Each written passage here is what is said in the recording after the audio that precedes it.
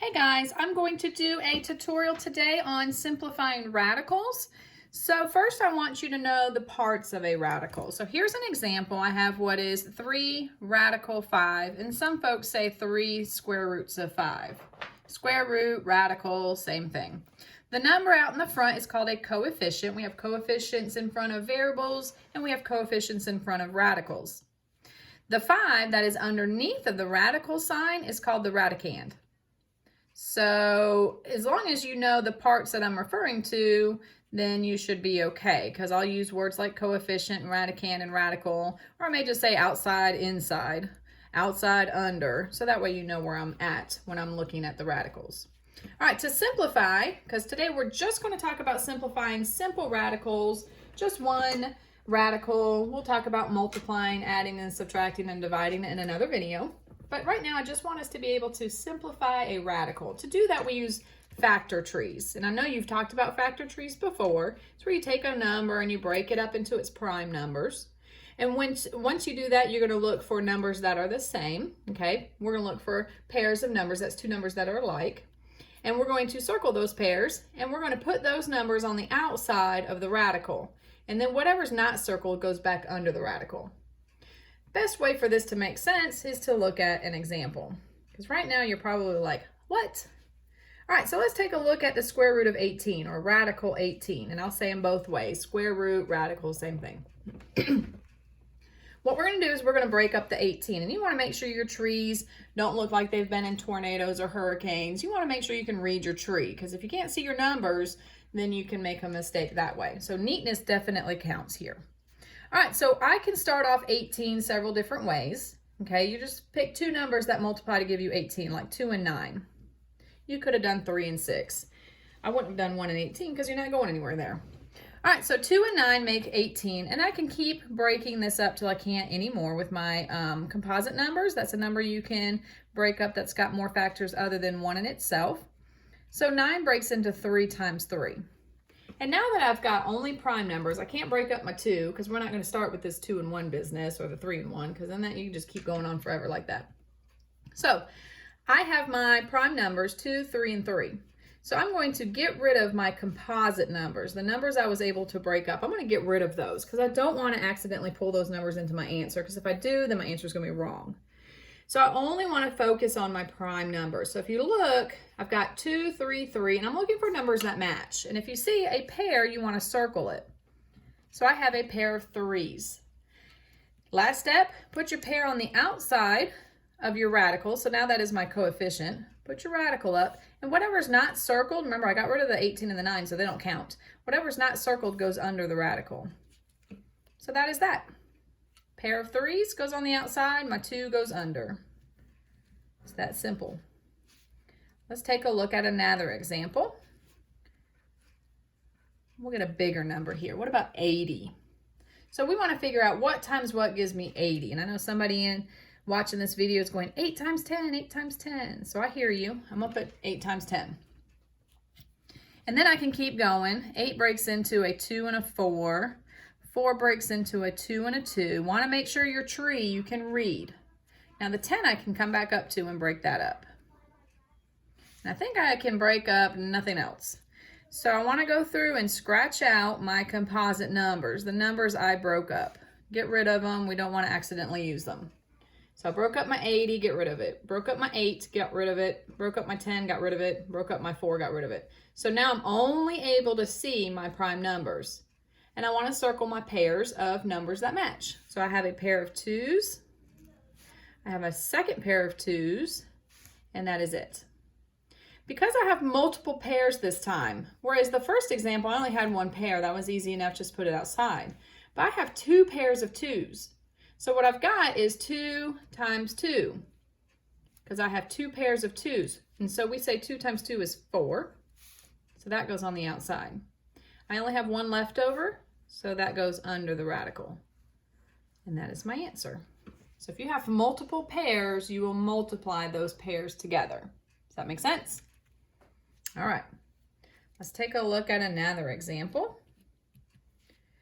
What happens if I already have a coefficient outside? For example, 2 radical 216. We're going to make these numbers really big so we have lots of options here.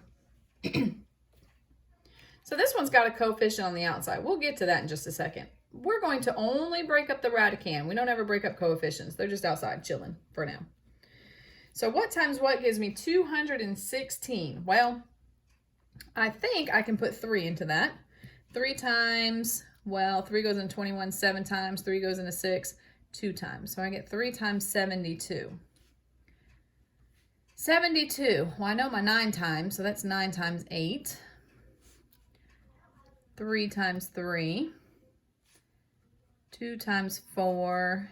2 times 2. Now don't panic and go, oh, I would have done like 4 and 54. It doesn't matter how you start your tree off, we will all end up in the same place. So don't panic and say, oh no, I wouldn't have never divided by 3 and 72. I would have done something else. That's okay. We would have ended up in the same place, I promise. Funny how math works. All right, so I'm going to get rid of my composite numbers. The numbers I broke up, anything that you were able to break up, you want to cross out. See how important it is to have a nice organized tree? You don't want to have a tree that's squishy and broken and looks like it went through a tornado, because then you're not going to be able to read your numbers.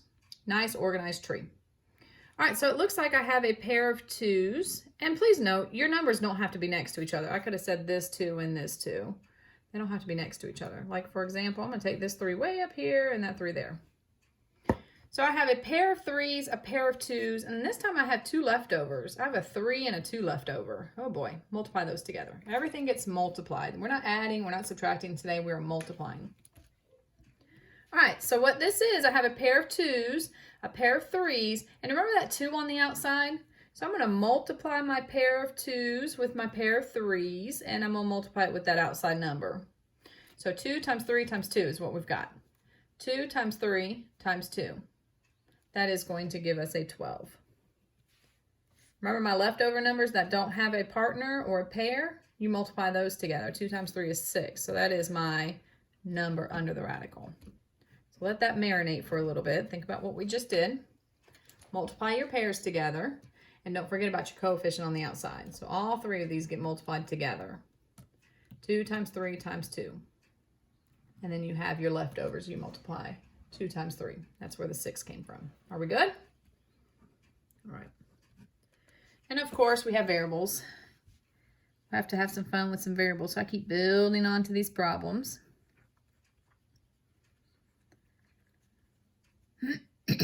All right, so I have 3 times the radical 90 x cubed y to the 4th and z to the 5th. Looks intimidating, but you're going to do it the same way. You're just going to work on the inside, ignoring your 3 for now. We're going to break up the 90. 90 is 9 times 10. Or you could say 2 and 45. I don't care how you started out. We'll all end up in the same place, I promise.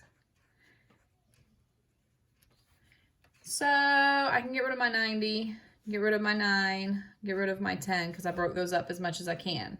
Now, what about these letters? Well, I'm going to break them up too. I have x cubed, so that means I have 3 x's. I have 4 y's, and I have 5 z's. So that is what that looks like broken up. So now I can scratch all that out because I broke those up. All right, now comes the fun. We get to circle the pairs. I have a pair of 3s, I have a pair of x's, I have a pair of y's, I have another pair of y's, I have a pair of z's, and I have another pair of z's. All right, take all the circled stuff and take it outside. But you have to remember there was already a 3 here. So I got 3 times 3 is 9. I only have 1 pair of x's. I have 2 pairs of y's, so we write that as y squared. I have 2 pairs of z's, so we write that as z squared.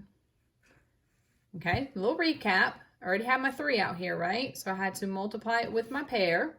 That's where the 9's coming from. 1 pair of x's, 2 pairs of y's, that's why we put the y squared.